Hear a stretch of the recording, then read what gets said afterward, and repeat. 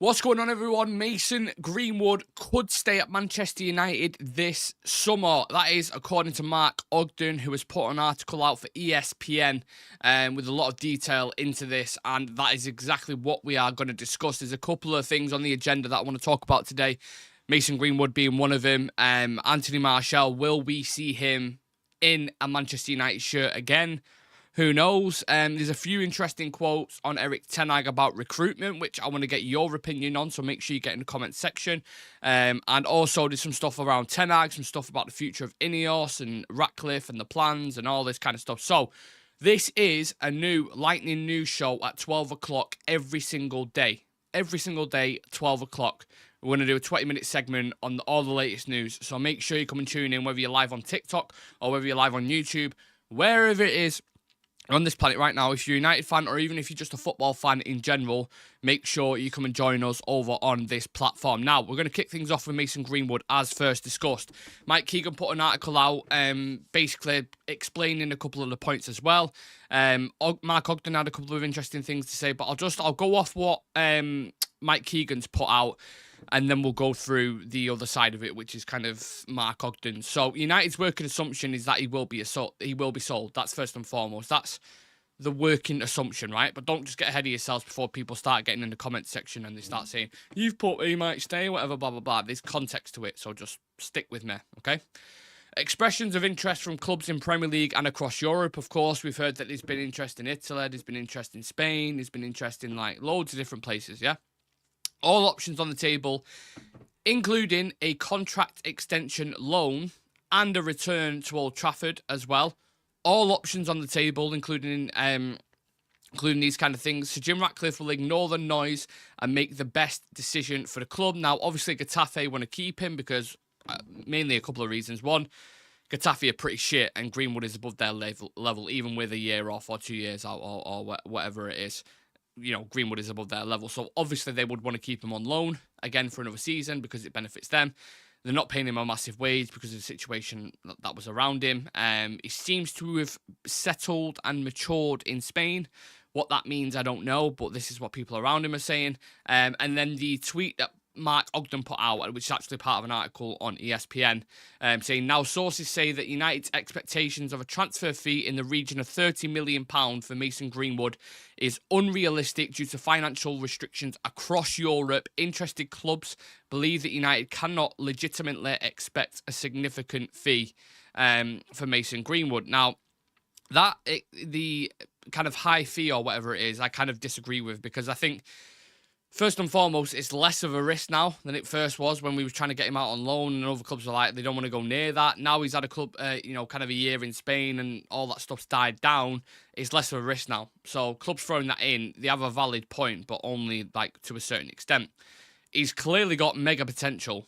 Like, again, I was questioning it whether he had, if he had a year out, and you missed a lot of football, you missed a lot of training sessions, you missed a lot of development, you just missed out on a whole load of stuff, right? So it's going to take you a while to get back up to speed. I don't know what his current stats are right now in La Liga with Getafe, but I'm pretty sure it's around 6 goals and 5 assists or something in 28 games. Something close to that. It's probably a little bit more or a little bit less, but it's something around that. So he's doing relatively okay in a pretty shit Getafe team. Again, don't know where Getafe currently sit in the league. If anyone knows, get it in the comment section. But the price tag that's being discussed, you're talking 30 million quid. For Mason Greenwood, 30 million quid. And they're saying that's too much. I'm sorry, right?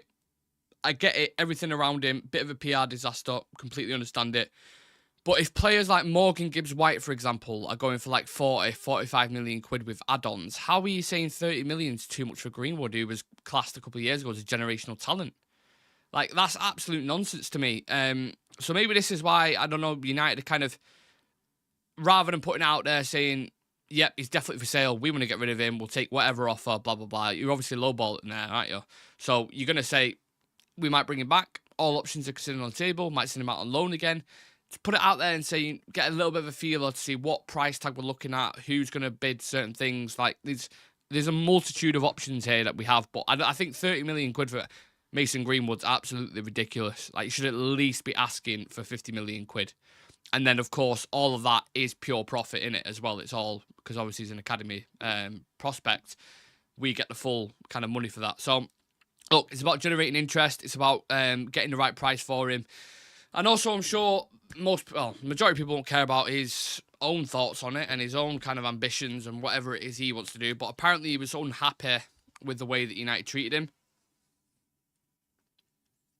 which I don't really fully understand, because Richard Arnold had all this whole kind of plan to bring him back, and this kind of certain words that they can use and certain things they can say and all this kind of stuff, and then the fans went against that.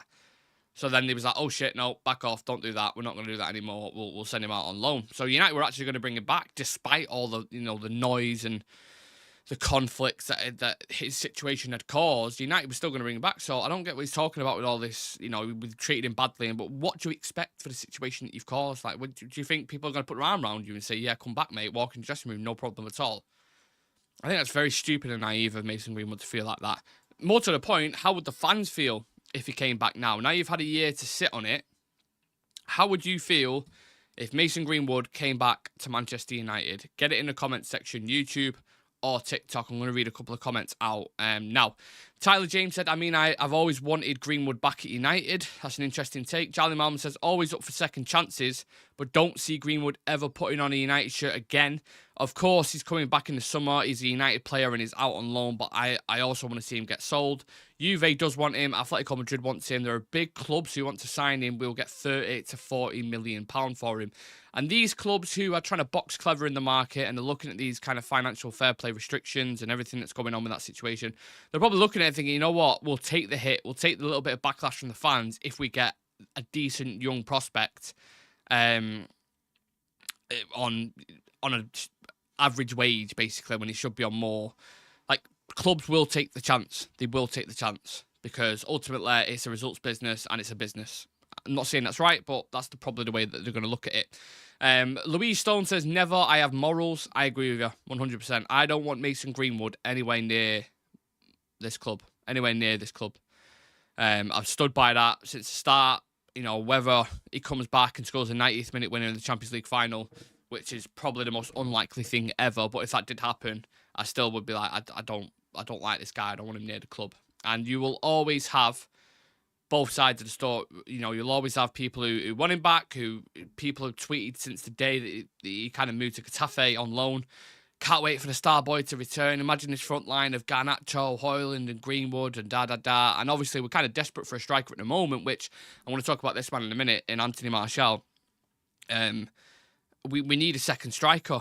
Greenwood's someone who could play out on the right as well. We've had trouble with Anthony. We've had trouble with Pellistri on that right-hand side in terms of performances and consistency. So in an ideal world, if that didn't happen with Mason Greenwood, he could have very easily integrated back into the squad and become successful and become a part of this squad. Now, you're looking at it, what could have been Garnacho, Højlund, Ahmad, Mainu, Greenwood, even Cambualo in his most recent performances. Young, very young, talented players. Garnacho's 18, 19, Højlund's 21, Ahmad's 21, Mainu's 18. Greenwood's, 21, 22 now, something? Cambualo's 21, 20. I think Cambualo's 19, actually. Like, that is a lot of young talent. Do you know what I mean? And some of them haven't been nurtured in the right way. I believe Ahmad deserved more game time. Greenwood fucked up his own kind of situation. Mainu's becoming a star, or is already a star. Cambualo looked solid and looked really, really good. So that whole situation around youth and prospects, and it's exciting, man, but it's just a shame with a couple of them that it hasn't worked out. I mean, even players like Anthony's only 21, 22. I know he cost 85 million quid, but like there's talent there. They just need the right figureheads around him, and I'm not really sure who them leaders are. I know Rio Ferdinand did a show with Eric Ten Hag, did like a little bit with him, and he was saying Casemiro, Licha, and Bruno, but them three there, Casemiro's been missing for a lot of games. Lissandro's been missing all season.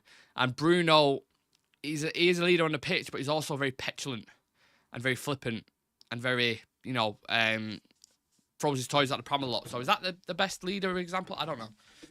I'm not entirely sure, but it's just a bit gutting when you look at the potential that we have and we look at the players that we have. Now, the striker situation in itself, I want to talk about Anthony Martial because Ten Hag got asked a couple of questions about him yesterday in the press conference for today's game, which we kick off at 5:30, and we will be live for, by the way, pre-match and post-match. So make sure you come and join us on YouTube channel, Real Reds Talk. Click the link in the description if you're on TikTok.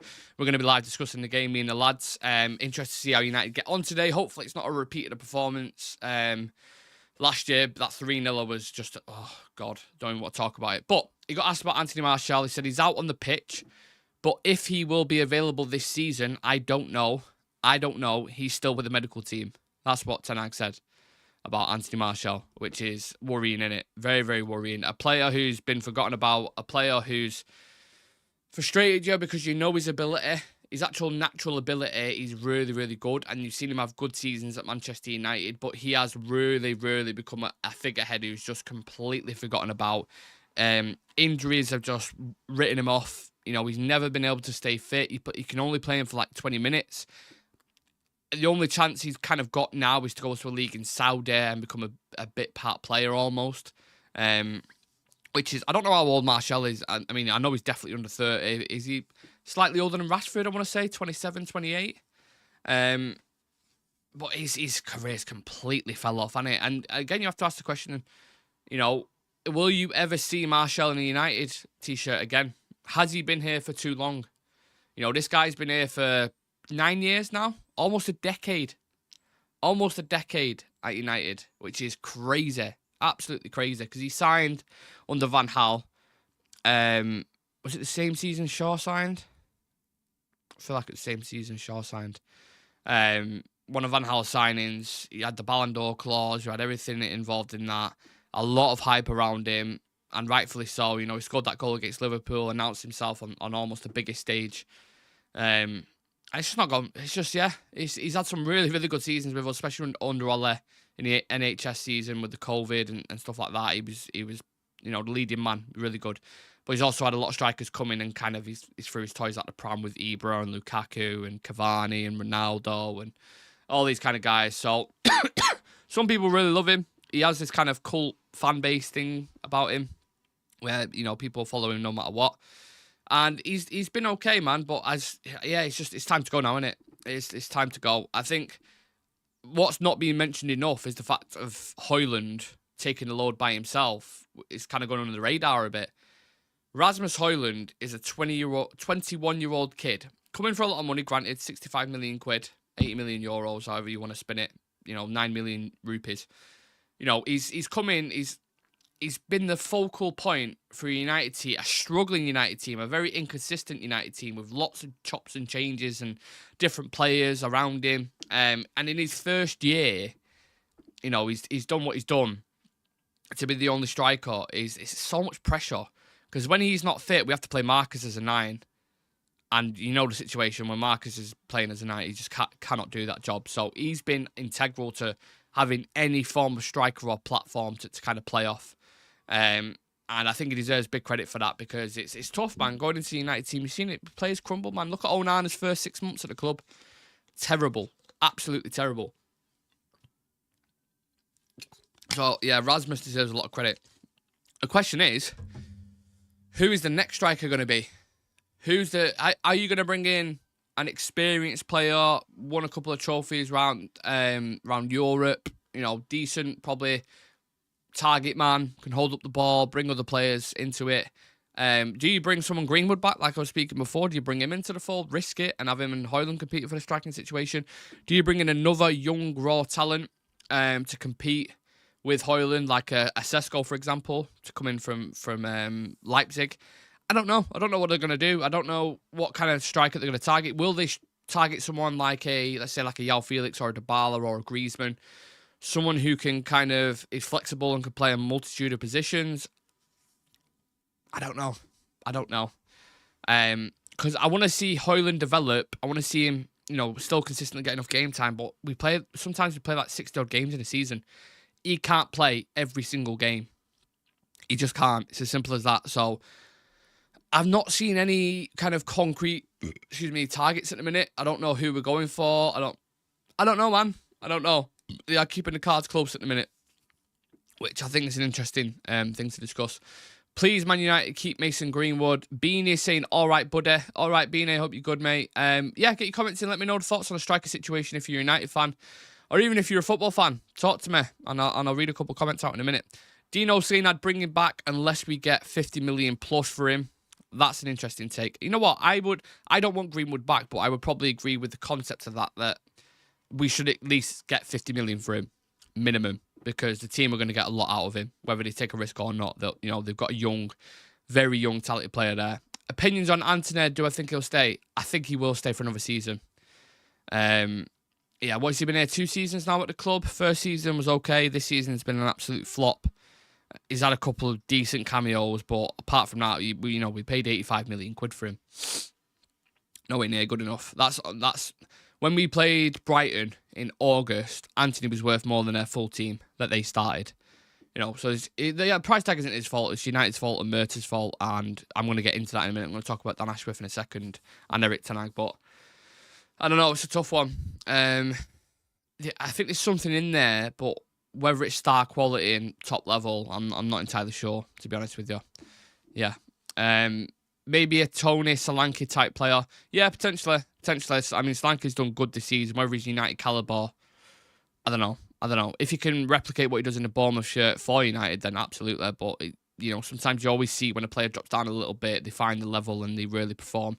Elanga being a prime example, goes to Forest, does really, really well, but wasn't amazing for United. That is Anthony too. You don't deserve Manchester United. I don't get that, but okay. He played well against Chelsea. He did, but you need more than that for nearly 100 million, don't you?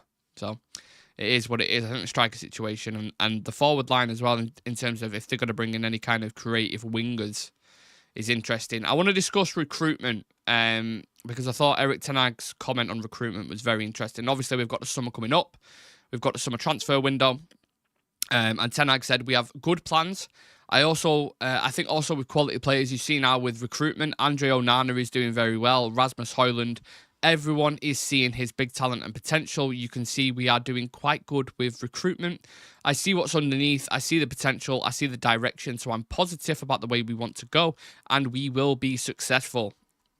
That's interesting. I think recruitment under ten Hag in itself has been interesting. So let's discuss it. The players that he's brought in. Right, off the top of my head, I'm just going to go, Malacia looked like a decent prospect when he came in, had a couple of decent performances, still needs to learn his trade, but looked like a decent backup left-back for 15 million quid, I would probably say. But it's hard to kind of assess it in a minute because obviously he's been out so long, so no one knows how his development would have gone on, this season. Eriksen was a decent shout on free. I think last season he was integral to a lot of the things that we did, but in terms of his work off the ball, it weren't sustainable, basically. But if it's a free, it is what it is, isn't it? You know what I mean? Mason Mount, anyone who watches Real Red Talk knows I'm a huge fan of him. I think he'd be an integral player to the team. I think he's one of the best players in training from the comments that you've heard and the way people talk about him. Every manager loves him. I think he could be a good player, but you have to say it in a minute, obviously, because we bought him for 60 million quid. He was one of our main signings. He's not played as much as he wanted to, which isn't his fault. Again, it hasn't gone down as one of the best signings. So that's kind of flipping in a minute. Andre Onana, again, first 6 months, terrible. Made a shitload of mistakes. Basically single-handedly kicked us out of the Champions League on his ones. Awful first 6 months. But that is the weight of the goalkeeper shirt at United. De Gea also had a terrible first year at the club and was making clanger after clanger. Now, in the second 6 months, or the second half of the season, I'd say, he's done better. I think he's faced the most shots in the league, or one of the most shots in the league. I think he's almost got the most clean sheets, or third most clean sheets, somehow. He's made some really, really good saves. I think he's coming on good now, and he looks okay. It was really weird, because he went from being one of the worst goalkeepers, one of the best goalkeepers in the Champions League, to one of the worst goalkeepers. Crazy, absolutely crazy. So again, that's another one that's 50-50. People are kind of split on it, Onana, but he seems good at the minute. Rasmus, I think the majority of people would probably concede that he's done well. Again, given the circumstance, I think he looks good, and he needs to be nurtured right. What other ones are we talking? Lissandro, again, another one who's been fantastic, been really, really good. But again, injured this season. Haven't seen him at all this season. So don't know how he would have kicked on if he would have gone up that extra level, which, would have been insane. Casemiro, fantastic first season, completely fell off. And let's be honest, he wasn't Ten Hag's target. Ten Hag wanted De Jong. He wanted Frankie De Jong. He was still one of the best midfielders in Europe, in my opinion. But they had to pivot, and they went and got Casemiro, which in the first season, he did really, really well. This season, he has been awful. Absolutely awful. I mean, if anyone watches back that Chelsea game, his legs, he should be in the next Jurassic Park because he is a dinosaur, mate. He was struggling to keep up the tempo. And I know the way our system is, it exploits him. And let's say if you would have took Sergio Busquets, for example, I'm not comparing the two players, but I'm saying if you would have taken him, let's say 30, 31, and put him in this system that United play, he'd be exposed. But the thing is with Casemiro, it's his decisions on the ball as well. Like, he doesn't play the right passes. He plays penalty passes sometimes. He just does mad things in the game, and it looks really erratic. It looks like his head's gone. So the second season has been an absolute flop. But the first season, it was arguably our player of the season. So, again, another one that splits the fan base. So really, recruitment's been 50-50. There's other players that I've not even mentioned, that I've not even thought about. But then you bring into the players that he's brought into the fold. Look at Mainu. Brought Mainu into the team. Look at Garnacho, the way he's performing at the minute. Brought him in. Cambuala as well. Like, he's really giving youth a chance, which I like. And maybe it's kind of become a thing where he's been forced almost to use him. Like, he probably wouldn't have started Cambuala. He would have started Evans or Lindelof or Lissandro if he was fit. But that's how young players get opportunities. Marcus Rashford got an opportunity because of that as well. So, do you know what I'm saying? It's about opening doors for these young players, and I think that is something that Erik ten Hag has definitely done. Whether his recruitment has been successful or not is a different story. I think it's 50-50, in my opinion. But also, let me know in the comments. Drop us a follow on TikTok. Subscribe to our YouTube channel. I'm live on there right now, both on TikTok and YouTube. So make sure you come check us out. We're going to be live for the game as well. I'm not going off just yet, but we're going to be live for the game at 5:30 kickoff, is it? Bournemouth away. So we'll be live at 4:30 or 4 o'clock, depending, an hour before with the team lineup. Usually we get early team news, so we'll probably go live a little bit earlier, and then we'll be live post-match as well to discuss the game in full, give our analysis and all that kind of stuff. So keep hitting that like button, keep getting your comments in, and let me know your opinions, because that is why I do this stuff, to get your opinions, to talk about this kind of stuff. Erik ten Hag's future. This kind of wraps up with everything with Dan Ashworth that's going on, which I'll talk about in a second. He said, I have a very positive feeling about it. Yeah, again, this is in the press conference. I have a very positive feeling about it because I'm talking on a daily basis with a new ownership, and they've said what direction they want to go, and I feel very positive about that. Now, there's a lot of conflicting reports about Ten Hag's future, which I really don't know which one to believe, because there's so many different credible people saying different things. Some people are saying Ineos already made a decision. They want their man. It's a new ownership that's coming in. Usually they go with a new guy, but obviously they're not going to announce it towards the end of the season because they want to wait to see what happens with Champions League and other things. But also you have to think about what targets are they going for now, because if you're going to get a new manager, your whole kind of recruitment thing's going to change, but then it'll stay the same if Dan Ashworth comes in and he has an idea you know what I mean? There's a lot of things to it, which is a bit confusing at the minute. So there's obviously a lot of work going on behind closed doors. Whether he deserves a chance or not, I mean, it's hard, because after that, what game was it? What was the most recent really poor performance? Not Fulham. Who was it? Chelsea. And Brentford. Them two games in particular, I was like, I'm done with this system, man. I'm absolutely done with this. We can't keep playing games like this because it's so risky. And when it doesn't, Brentford battered us. They hit the bar twice. They had 31 shots on goal. They should have beat us. Chelsea was kind of here or there. But to concede in the last 10 minutes of that game, ridiculous. Again, you go up against Liverpool when you've been battered as well in the first half, and then you concede again. Like, it's hard to stick by a manager when he's making such decisions and not being a little bit more pragmatic in his approach. But I do like him. Like I said, I've just mentioned his good qualities, like the youngsters that he's bringing through. I like how level-headed he is. He doesn't get over emotional or under emotional. I do like things about his management style, and I like the way he's dealt with certain things, like everything that's been thrown at him in terms of off the pitch kind of things. He's dealt with well, in my opinion. But then tactically, I don't know. There's a lot of questions tactically. So yeah, but maybe he hasn't had a starting 11 that he would play. I think he's had it once, maybe against Spurs. And apart from that, it's chopped and changed every single game. We've had 20-odd different centre-back partnerships, about 30-odd different back lines. In terms of, like, you know, Wan-Bissaka, Evans, Maguire, Dalot, like, that's chopped and changed every single time. So Onana's not had a consistent back four in front of him. The midfield's been an issue because Casemiro's legs have completely fell off. The front three has been difficult at times because Højlund hasn't been able to play, so we've had to play Rashford as a 9. So there's context to it. I'm on the fence about Ten Hag at the minute. I can't really give a full opinion. I just had to see how the season ends, and then I suppose I can do that. On Dan Ashworth, it's the last thing we're going to discuss. Sam Wallace, this is on Sky Sports News, said I think he works for the Telegraph, said, I expect that in a few days or weeks there will be official statements between both Manchester United and Newcastle about reaching some kind of agreement on Dan Ashworth's transfer to Manchester United. I saw there was bits about Sir Jim Ratcliffe apparently secretly meeting with Amanda Stavley, is it?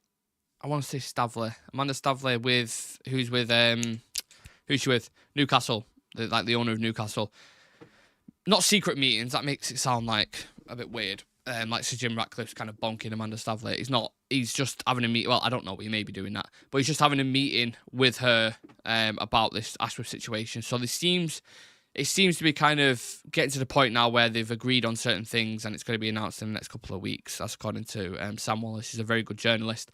So you look at who we've brought in now. Richard Arnold gone. Omar Barada in. Head of football operations, I think, is going to be Dan Ashworth. John Murtaugh's recently gone. We did a show on that. Make sure you check that out. And then, obviously, we've got Jason Wilcox as well, who's coming in as kind of extra support, who's worked, you know, with City's Academy and done well in recruitment and these kind of things. So they are getting a professional structure at the top of Manchester United, which is always a positive thing, which I love to see and is needed. So in terms of the way our structure and recruitment's going to go this summer, that's what I'm fascinated about. I can't wait for this summer to see how we operate, what kind of players we're going for. Are we still going to get mugged off in certain situations? You know, there was a lot of things about Murtaugh and the bad things that he's done. And he's been shocking in a lot of things at the club. It felt like he wasn't qualified for that role that he was doing. But he's also done some good things as well. Like, I was listening to Andy Mitten on Talk the Devils last night, and he was talking about the scouting network they set up that found, like, Ahmad, and the reasons why we managed to get hold of Højlund was because the relationship we already had with Atalanta, with the Ahmad dealings and stuff.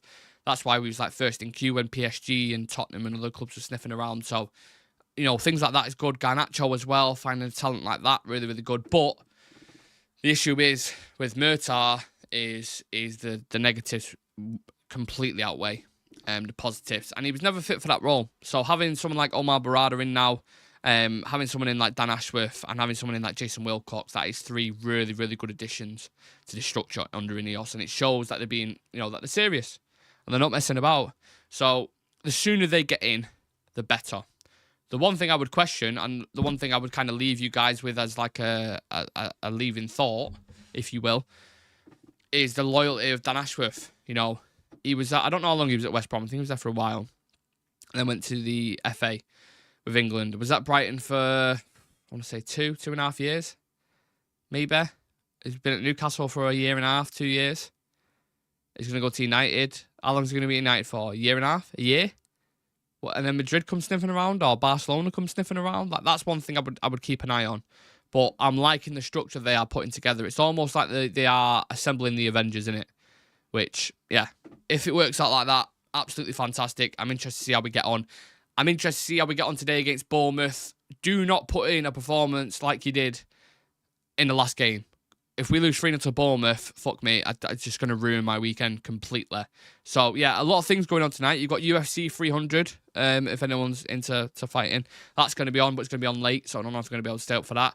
But United on at 5:30. There's a game kicking off in 3 minutes between Spurs and Newcastle, I want to say. I think it is. Obviously going to be keeping a close eye on that. For that string of a hope with Champions League, which I don't think we're going to get. But a lot of things going on. So as always, turn on that notification bell on YouTube so you don't miss a show when we go live. Like I said at the start of the show, we're going to be live every 12 o'clock every day. Well, majority Monday to Friday. Talking news, talking updates on United and other things. And obviously when we've got match days, we'll be talking about that as well. We're going to be live for pre-match and post-match today. So come and join us at 4 o'clock and then after the game as well. And then, yeah, Jamie's put 3-0 Bournemouth, 35 shots to United, 2 shots. You might be right, mate. You might be right. The joys of supporting United at the moment is crazy. Last stop ahead said it's talent we need and are desperate for the trouble. And desperate for, but the trouble that'll come isn't worth it. Just cash in, I say. Absolutely last stop ahead, I agree with that. Make sure you subscribe to Real Reds Talk. If you're live on TikTok, the link is in the description. Come and join the community over there and get involved. Hit that subscribe button, hit that like button, and I'll check you guys out on the next one. I'll see you in a couple of hours anyway, because I'm going to be live for the game. So come and join me, Sam, Adam, and Dan. I think is going to be on for pre-match and post-match.